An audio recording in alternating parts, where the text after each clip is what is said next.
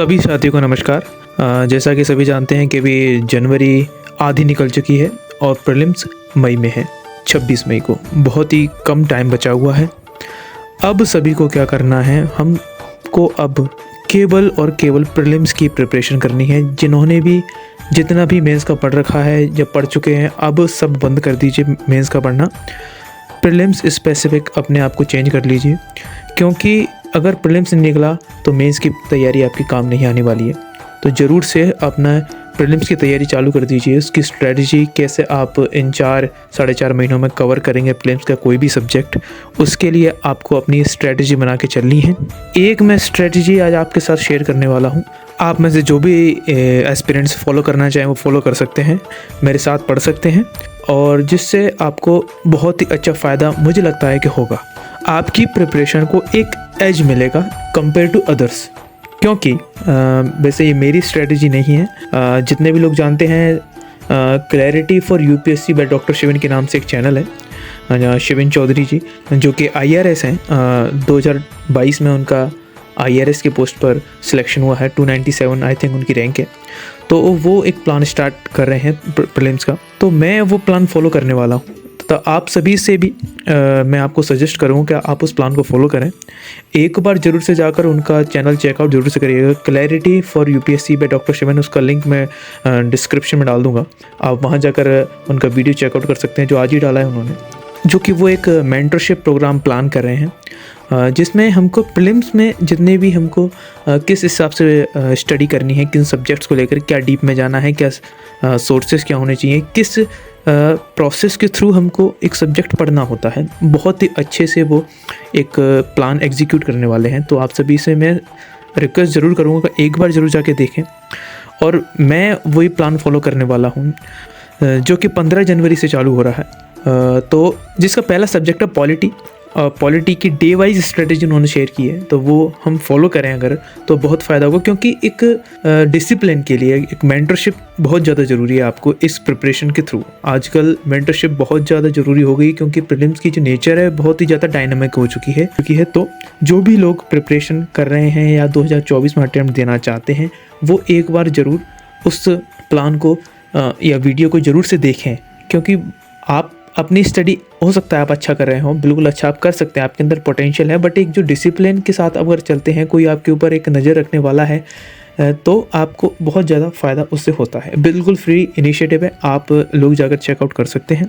तो पॉलिटी से स्टार्ट होगा। पॉलिटी के अंदर पूरा प्रोसेस है, यानी कि सबसे पहले आपको एम लक्ष्मीकांत की एक ऑब्जेक्टिव बुक आती है, जिसके अंदर M Laxmikanth chapter wise MCQs होते हैं, जो आप पहले जो लक्ष्मीकांत में इंडेक्स है, उसी इंडेक्स के थ्रू उन्होंने PYQs डिज़ाइन किए हैं।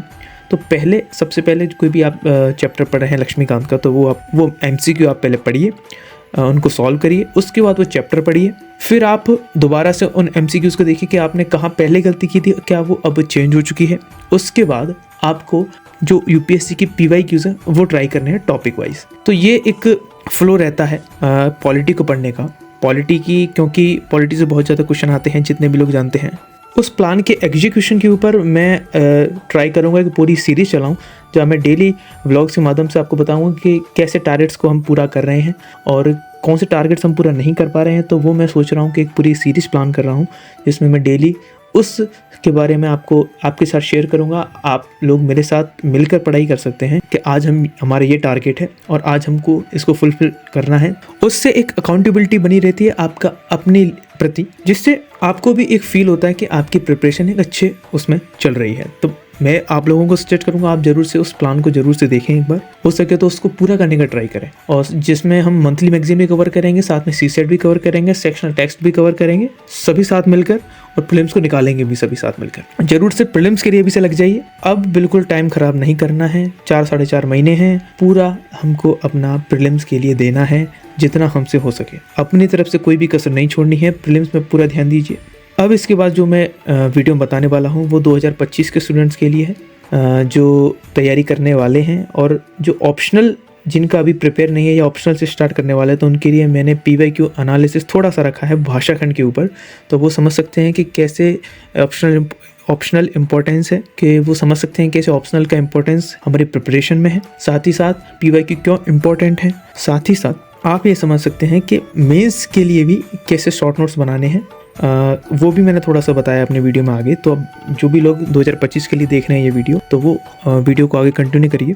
बहुत ज़रूरी चीज़ें मैंने आपको इसमें बताई हैं, तो इसको स्किप मत करिएगा, थोड़ा सा समझने का ट्राई करिएगा। मैंने 4-5 साल के ऑप्शनल के थोड़े से PYQs को एनालिसिस किया। अगर आप चाहते हैं कि और एनालिसिस मैं करूँ तो आप मुझे कमेंट में बता सकते हैं, जिससे थोड़ा सा ब्रॉड, थोड़ा सा हम इसको बढ़ा के ऑप्शनल के सारे PYQs को एनालिसिस हम कर सकते हैं। 2025 के लिए जो स्टार्ट कर रहे हैं वो ऑप्शनल चूज़ कर लें और तैयारी चालू कर दें। और मेंस के लिए भी कैसे शॉर्ट नोट्स बनाने, सबसे पहले शॉर्ट नोट्स आपको बनाने हैं। मेंस के लिए भी अच्छे से पढ़ाई करनी है, वो भी मैंने आगे बताया, तो स्किप मत करिएगा, वीडियो को जरूर से देखिए और पूरा फ़ायदा उठाइए। और बाकी जो प्रीलिम्स दे रहे थे और 24 वाले, वो वीडियो भी छोड़ दें और प्रीलिम्स में लगे जाएँ। और एक बार ज़रूर से शिवन सर का जो प्लान है उसको ज़रूर से एक बार देखें। मेरा ऑप्शनल है हिंदी साहित्य। तो सबसे पहले हम शुरुआत ऑप्शनल से करते हैं। ऑप्शनल की इंपॉर्टेंस आप सभी लोग जानते हैं जो भी प्रिपेयर कर रहे हैं, और जो नहीं जानते हैं वो सभी जान लें कि ऑप्शनल बहुत ज़्यादा इंपॉर्टेंट है। तो ऑप्शनल के साथ अपनी शुरुआत करें, ऑप्शनल को इग्नोर नहीं करें। दिसंबर तक पूरा करने की पूरी कोशिश करें कि ऑप्शनल आपका एक बार रीडिंग आपकी पूरी हो जाए। इसीलिए ऑप्शनल को आप शुरुआत में अपने 9 से सुबह 3 से 4 घंटे अपने दीजिए। उसके बाद फिर आप अपने दूसरे स्लॉट में कोई भी GS का, मैथ्स का सब चला पढ़ सकते हैं दिसंबर तक। उसके बाद जनवरी के बाद आप प्रीलिम्स स्पेसिफिक हो जाइए, क्योंकि प्रीलिम्स के लिए अब आपको मिनिमम 5 से 6 मंथ चाहिए। तो आप लोग भी टाइम टू टाइम, यानी कि कंटिन्यूटी अपनी पढ़ाई में बनाए रखिए, क्योंकि कंटिन्यूटी बहुत ज़रूरी है आपकी पढ़ाई के लिए। इसी के लिए तो वीडियो को स्टार्ट करते हैं और वीडियो पर बने रहिए। तो ऑप्शनल जो हिंदी साहित्य है उसके अंदर भाषाखंड बहुत ही ज़्यादा स्कोरिंग है, क्योंकि इसके काफ़ी PYQs रिपीट होते हैं। तो सबसे पहले मैंने ये काम किया है कि मैंने PYQs एनालिसिस किया है, और जिनका भी हिंदी साहित्य है उनके लिए एक इंटरेस्टिंग चीज़ बताने वालों कि कैसे UPSC अपने क्वेश्चन रिपीट करता है। इन्हीं 4 सालों के अंदर मैं आपको एक इंटरेस्टिंग चीज़ दिखाता हूँ, तो वो आप देखिए। ये देखिए, ये 2020 का क्वेश्चन है, क्वेश्चन पेपर 2020 का। ये पेपर 1 है, पेपर 1 का पार्ट 1 सेक्शन 1 है। तो इसके अंदर आप देखिए ये क्वेश्चन आया हुआ देवनागरी लिपि का मानक स्वरूप। तो ये 2020 के अंदर भी आया हुआ है। देवनागरी लिपि 2021 में भी क्वेश्चन आया हुआ है, ये 2021 का है। और ये तुम्हारे 2022 में भी आया हुआ है। देखिए देवनागरी लिपि के महत्व का आकलन कीजिए।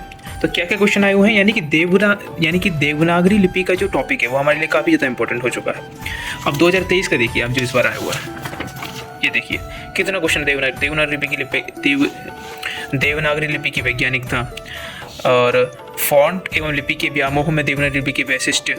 फिर देखिए देवनागरी की लिपि के सुधार रहते हुए स्वतंत्र भारत में किए गए प्रयत्न। तो देवनागरी लिपि वाला जो टॉपिक है हमारे लिए बहुत ज़्यादा इंपॉर्टेंट हो जाता है इस वजह से। और देखिए 2020 के अंदर एक क्वेश्चन आया था, तकनीक की भाषा के रूप में हिंदी का विकास। तो ये देखिए ये कितना रिपीट हुआ है वो मैं आपको दिखाता हूँ। सबसे पहले देखिए आप 2022 के अंदर, 2020 में क्या पूछा, तकनीक की भाषा के रूप में हिंदी का विकास। और 2022 में क्या पूछा है, 2022 में पूछा है तकनीक की भाषा के रूप में हिंदी के सामने आने वाली चुनौतियों का वर्णन कीजिए। अब 2023 में देखिए सेम टू सेम रिपीट कर दिया। 2020 में जो आया था विज्ञान और तकनीक की भाषा के रूप में हिंदी का विकास। तो कितने क्वेश्चन रिपीट हो रहे हैं और देखिए। और 2020 में क्वेश्चन आया था मानक हिंदी की व्याकरण विशेषताओं को बताइए। और वहीं 2021 में देखिए मानक हिंदी की व्याकरण संरचना को स्पष्ट कीजिए। तो मानक हिंदी के यानी कि ऐसा नहीं है कि वो एक साल छोड़ के दूसरे चला रहे हैं, यानी कि कंटिन्यूसली रिपीट हो रहे हैं। जो 20 में आया वही 21 में, फिर वही 22 में, वही 23 में। ऐसे एक दो क्वेश्चन है जो लगातार रिपीट हो रहे हैं। देवनागरी वाला टॉपिक है, टेक्निकल हिंदी वाला जो टॉपिक है, मानक हिंदी की व्याकरण रचना वाला जो टॉपिक है। और देखो 19वीं शताब्दी में खड़ी बोली के प्रतिष्ठा के प्रमुख कारण क्या थे, ये 2020 में आया हुआ है। 2021 में क्या हुआ, 19वीं शताब्दी में खड़ी बोली के विकास पर प्रकाश डालिए। इसमें देखिए अमीर खुसरो की काव्य भाषा का महत्व। अमीर खुसरो की जो मेनली जो योगदान जो माने जाते हैं वो खड़ी बोली के विकास में उनका बहुत बड़ा योगदान था। तो ये एक इनडायरेक्ट क्वेश्चन है। दूसरा क्वेश्चन देखिए कि आधुनिक काल में काव्य भाषा के रूप में खड़ी बोली का विकास ब्रज भाषा के स्थान पर क्यों हुआ, इस कथन की तर्कपूर्ण व्याख्या कीजिए। देखिए ये थोड़ा और आगे बढ़ गए। अब 2023 में देखिए, देखो 19वीं शताब्दी में खड़ी बोली को साहित्य भाषा के रूप में प्रतिष्ठित करने द्वारा प्रमुख चुनौती। अब चुनौतियां पूछ लेते हैं, यानी कि स्टेप बाय स्टेप यूपीएससी आगे बढ़ता है।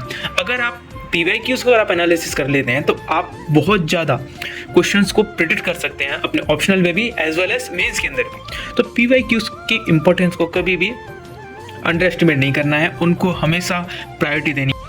कभी भी कोई भी आप टॉपिक पढ़ रहे हैं तो सबसे पहले उसके PYQs को एनालिसिस कीजिए, उनके अंदर ट्रेंड को खोजिए क्योंकि अगर आप सीधे सीधे पढ़ते रहेंगे तो कोई मतलब नहीं है, चाहे प्रीलिम्स हो चाहे मेंस हो, आपको PYQs को जरूर से जरूर लेके चलना है अपने साथ में।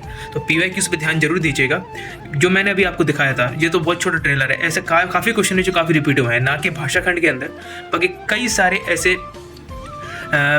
पेपर 2 के अंदर भी ऐसे क्वेश्चन जो रिपीट हुए हैं। मेंस के जो अपने GS 1 2 3 उनके अंदर भी काफ़ी क्वेश्चन रिपीट होता है, थीम रिपीट होती है उसके अंदर। तो हम उन थीम्स को पकड़ना है, केवल कंटेंट के पीछे नहीं भागना है, बाकी स्मार्ट स्ट्रेटजी लेके चलनी है। तो आई होप आप लोगों को समझ जरूर आया होगा। तो बस ऐसे ही हमारे चैनल पर अपना सपोर्ट बनाए रखिए और वीडियो को एंजॉय करिए। तो आपका ऑप्शनल कोई भी हो, नोट्स बनाने में आपको लेजीनेस नहीं लानी है। नोट्स बनाने में किसी भी टाइप की आलस से आपको नहीं लेके आना है कि अगर अभी आप लेजीनेस फील करेंगे तो एग्ज़ाम टाइम पे आपको बहुत ज़्यादा प्रॉब्लम होने वाली है, क्योंकि मेंस के लिए आपको 3 महीने मिलने वाले हैं और ऑप्शनल का जो सिलेबस होता है काफ़ी वास्ट है। तो उस टाइम आप नोट्स बनाने बैठेंगे या उस टाइम रिवीजन करने बैठेंगे तो आपको ऐसा लगेगा कि बहुत ज़्यादा सिलेबस है, मैं कैसे कवर करूँगा। तो उस टेंशन से बचने के लिए, उस स्ट्रेस से बचने के लिए हमको अभी मेहनत करनी है, यानी कि अगले साल का जो मेंस है वो सितंबर के अंदर है, सितंबर के आसपास ही कोई कहीं भी है। तो हमको उस हिसाब से लेके चलना है कि हम नोट्स अभी प्रिपेयर कर लें। जब भी आपका प्रीलिम्स होता है तो आप जब भी इसके लिए रिवाइज करेंगे तो आपको बहुत ज़्यादा फ़ायदा मिलने वाला है। तो जो भी आपका ऑप्शनल है चाहे कुछ भी हो, आपको नोट्स जरूर बनाने हैं, वो भी शॉर्ट नोट्स बनाने हैं, यानी कि बहुत कम पेजेस में आप उसको कवर कर पाएँ, जिससे आप रिवीजन में आपको फ़ायदा हो। एग्रीकल्चर, क्योंकि एग्रीकल्चर ऐसा सब्जेक्ट है जो आपको प्रीलिम्स में भी फ़ायदा देने वाला है, जो आपको प्रीलिम्स में भी फ़ायदा देगा और दूसरा आपको मेंस के लिए बहुत ज़्यादा इंपॉर्टेंट है। GS 3 के अंदर मिनिमम 4 क्वेश्चन आपको यहाँ से मिलने वाले हैं, तो बहुत ज़्यादा इंपॉर्टेंट है। इसके भी मैंने नोट्स बना रखे हैं। तो और ये हैं कुछ मेरी फैक्ट शीट्स जहाँ से मैं फैक्ट उठाने वाला हूँ, जहाँ से आपको फैक्ट बहुत ज़्यादा इस टाइम आपको याद होने चाहिए, क्योंकि आप कभी भी आप अपने क्वेश्चन का अगर स्टार्ट कर रहे हैं या इंट्रो लिख रहे हैं या कोई भी एग्जाम्पल अगर आप देना, आपके पास ढंग के एग्जाम्पल्स नहीं है अगर, तो आपको बहुत ज़्यादा प्रॉब्लम होने वाली है। क्योंकि अगर आप अपने आंसर के लिए एक प्रूफ टाइप में अगर एग्जाम्पल ढंग से नहीं दे पा रहे हैं तो आपको नंबर उतने अच्छे नहीं मिलने वाले हैं। तो